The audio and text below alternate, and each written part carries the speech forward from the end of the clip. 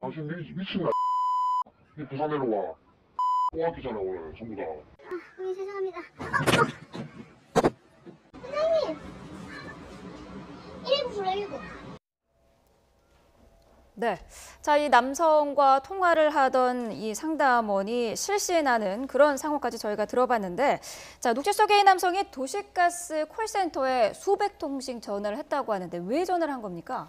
왔다 갔다 합니다. 처음에는 네. 이 사람이 이제 가스레인지가 작동이 안 된 모양이에요. 네. 그래서 이제 도시가스 콜센터에 전화하니까 상담원이 뭐라고 했냐면은 아파트 관리사무소나 가스레인지 제조사에서 예. 알아봐라. 예, 예. 네. 어떻게 보면 당연한 얘기죠. 예. 예, 예. 그런데 이제 거기에 제가 볼 때는 어떤 화가 나가지고 분풀이로 하루에 5시간씩 집중적으로 5일 동안 217회에 걸쳐서 전화를 했다는 겁니다.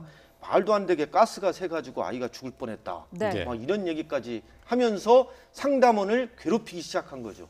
예. 그리고 이제 보상금을 150만 원 줘라. 예, 우리 예, 아이가 가스가 새서 죽을 뻔했으니까 나는 보상금을 받아야 되겠다. 150만 원 달라 지속적으로 이제 협박하고 심지어는 죽여버리겠다라고 얘기가 나오고요. 아까 그 쓰러지는 소리 있지 않습니까? 예, 예. 그 쓰러지는 소리 듣고 또 이것들이 뭐 연기를 한다 이런 식으로 또 굉장히 강하게 이제 협박성 발언들을 이어가 갔는데요. 네.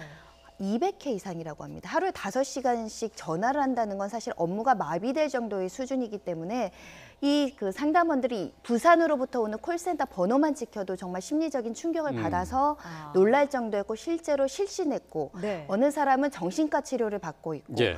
그러니까 여러 가지 이제 정말 수많은 사람들한테 피해를 입혔는데 알고 봤더니 아이도 없는 사람이고 심지어는 미혼 상태라고 합니다. 네. 그래서 그런 부분들이 이제 거짓말까지 현재는 드러난 상황입니다. 예. 자, 지금 이 콜센터에 전화를 건 30대 남성은 8월 20일부터 닷새 동안 217번에 걸쳐서 전화를 했는데요. 자, 콜센터에 상담하고 있던 직원들 아무래도 공포의 전화였을 거라고 생각이 돼요. 평균 5시간, 한 번 전화 걸어서 5시간씩 저렇게 막말을 쏟아내는 경우에 이거 견딜 수 없는 것 아닙니까? 이게 사람 때리는 것보다 사람 가슴과 머리를 때리는 거거든요. 오죽하면 실신을 했겠습니까? 예. 네. 근데 이 사람은 실신한다는 그런 목소리를 듣고도 쇼한다. 예. 이렇게 생각했다는 거예요. 그래서 경찰이 보통 이런 경우에 구속을 안 하는데 예. 네. 이 사람 막 업무방해, 공갈미수, 상해 이게 다친 정신적으로 쇼크 입은 것도 상해로 봐가지고 또 강요죄 해가지고 구속영장을 청구해가지고 발부받은 것 같습니다. 예. 네. 직접 그 사무소에 찾아가기도 했었어요. 근데 자 경찰은 그 이례적으로 이 악성 민원인을 구속을 했습니다. 자, 경찰 조사에서 어떻게 진술을 했는지 가스가 새서 자기 아들이 죽을 뻔했다라고 얘기를 했는데 경찰 관계자가 어떻게 듣고 또 판단을 했는지 들어보겠습니다. 피해자들이 이렇게까지 나로 인해 가지고 공포감을 느끼고 스트레스를 받고 힘들어할 줄은 몰랐다. 내가 갱소리했다. 이런 쪽으로만 얘기를 하는데 이런 변명이 조금. 네, 가스가 새서 아이가 죽을 뻔했다라고 하면서 콜센터 직원들을 괴롭혔는데요. 지금 말씀하신 것처럼 그게 전혀 사실이 아니었잖아요. 그렇습니다. 근데 문제는 뭐냐면 이 사람 구속시키고 나서 나중에 형 살고 나가지고 나왔을 때 예. 다시 또 신고했다고 보복할 수도 있을 것 같습니다. 그리고 이 지금 그 콜센터에 있는 직원 저는 빨리 이게 심리 치료라든가 정신과 치료 예. 이런 걸 좀 해줘야 한다고 생각하고요. 다른 동료들도 아마 그런 공포를 많이 느꼈을 것 같습니다. 네. 그래서 그런 사람에 대한 정신과 치료 비용 그리고 네. 그런 비용을 사실상 이렇게 이제 공갈하고 협박친 이 가해자가 예. 비용을 물도록 해야죠. 이 악성 민원인은 그러면은 어떤 처벌이 가능한 건가요? 일단은 공갈미수, 상해 그리고 의무 없는 일을 강요했다고 해서 강요죄, 업무방해 이렇게 지금 적용해서 수사가 진행될 예정이라고 하는데 저는 네. 너무나 당연한 조치라고 생각합니다. 있지도 않은 허위사실로 150만 원 보상금을 요구하고 타인에게 욕설하고 협박하고 죽여버리겠다 하고 함부로 반말하고 막말하고 그 사람한테 심지어는 뭐 무릎 꿇고 빌어라까지 그 얘기를 하고 그래서 어떤 직원은 그 자식하고 이 사람이 올 때까지 기다렸다고 합니다. 이런 악성 민원인에 대해서 정말 엄중한 법적인 처벌을 해야 된다고 생각하고요. 네. 우리가 119나 119에 그냥 장난 전화하는 것만으로도 업무 방해가 심각해서 네. 이 사람들을 특정을 해서 심각한 피해를 일으키는 사람한테 손해배상 청구를 하겠다고 정책을 바꿨었거든요. 예, 예. 이런 감정 노동자들, 그러니까 사기업이라고는 하지만 서비스를 잘해야 되는 사기업이라고 할지 모르겠지만 직원들한테 함부로 하고 이렇게 위법 행위를 하는 악성 민원인은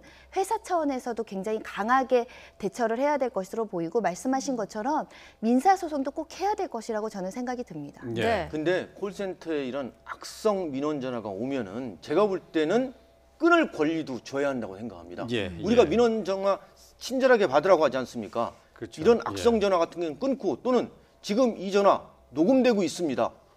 그리고 계속 전화가 오면은 112로 신고하면은 경찰에서 바로 좀 처리할 수 있도록 그런 시스템이 필요하다고 예, 생각합니다. 예. 네. 그러니까 회사 차원에서도 콜센터 직원의 그 피해가 가지 않도록 그렇습니다. 조치가 좀 필요하다 그런 예, 예. 얘기죠. 끊을 수 있는 권리를 보장해주고 예. 그걸 끊었다 하더라도 그에 대해서 불이익을 주지 않도록 네. 불친절하게 상담했다라는 예. 이유로 불이익을 주지 않도록 보장을 해줘야 한다고 생각합니다. 네. 자, 이 악성 민원인에 시달리면서 이제 나중에 이제 경찰의 조사를 이제 받은 이 30대 이 남자 같은 경우 경찰의 조사를 받으면서 이렇게 콜센터 직원이 피해를 받을지 몰랐다 이렇게 얘기를 하는데 이건 정상 참작이 될까요? 도저히 이해할 수 없는 변명이죠. 자기가 괴롭히고 피해를 입을 것을 예상하고 지긋지긋해서라도 보상금을 주지 않을 수 없을 정도로 심각하게 지속적인 괴롭힘을 해놓고 나로 인해서 고통을 받지 않을 거라고 생각했다. 5분 괴롭힌 것도 아니고 하루에 예. 5시간씩 전화를 한 겁니다. 네. 도저히 상식적인 행동이라고 볼 수 없고요. 악의적이고 혹시 동종 다른 범죄들이 있지 않을까, 다른 네. 콜센터에 전화해서 이렇게 만행을 하지 않았을까 이런 것도 좀 찾아봐야 될 것으로 보이고요. 본인이 함부로 얘기할 사람이 상담원이 아니라는 걸 이번에 뼈저리게 느껴야 되지 않을까 싶습니다. 간혹 콜센터 직원들이나 상담원들한테 무조건 반말하고 굉장히 하대하는 예. 사람들이 있고 심지어는 성희롱하는 사람들이 있거든요. 네. 이게 다 위법하고 처벌될 수 있다는 것을 조금 경각심을 줘야 되는 사건이 아닌가 싶습니다. 예.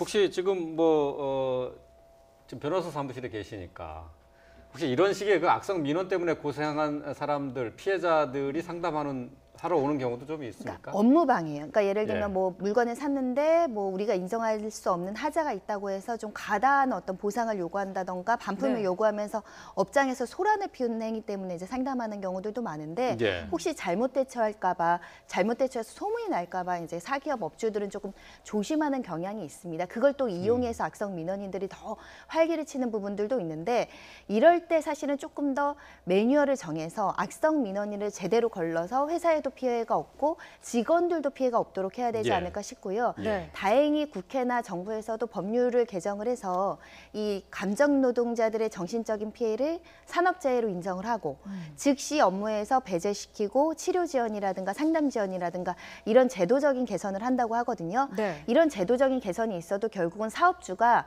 악성민이 발생했을 때 예. 우리 직원을 먼저 보호해야겠다. 이런 의지를 갖는 게 더 중요하지 않을까라는 생각이 듭니다. 예. 이번 사건 같은 경우에는 이 워낙에 악성이기 때문에 이례적으로 구속을 한 상태인데 보통 이런 악성 민원인의 경우에는 처벌이 좀 약하지 않습니까? 예, 구속 안 합니다. 그리고 이 민원인들이 법정에 가서 어떻게 하냐면 잘못했습니다. 다시는 네. 이렇게 하지 않겠습니다. 그리고 피해자도 보복이 두려워서 처벌을 원치 않는다고 합니다. 그래서 예. 이러한 경우에는 저는 가장 중요한 게 이러한 악성 민원이 들어왔을 때 변호사 사무실도 의뢰인이 잘못 소송했다고 그래가지고 막 악성 전화 오는 경우 있거든요. 무섭거든요. 예. 끊을 수 있는 권리. 예. 이런 것도 좀 민원 콜센터라 해가지고 무조건 친절하게 받아야 한다. 이런 거보다는 콜센터 상담원이 위협을 느끼면은 예. 중간에 끊을 수 있는 권리도 인정해 줘야 한다고 생각합니다. 예. 네. 예. 그렇습니다. 뭐 끊을 수 있는 권리, 감정 노동자들에게는 꼭 필요한 부분이 아닌가 싶습니다. 자, 악성 민원으로 고생한 콜센터 직원들 얘기까지 함께 짚어봤습니다. 자, 박상용 전 평택경찰서장 그리고 손정혜 변호사와 함께 짚어봤습니다. 고맙습니다. 맞습니다.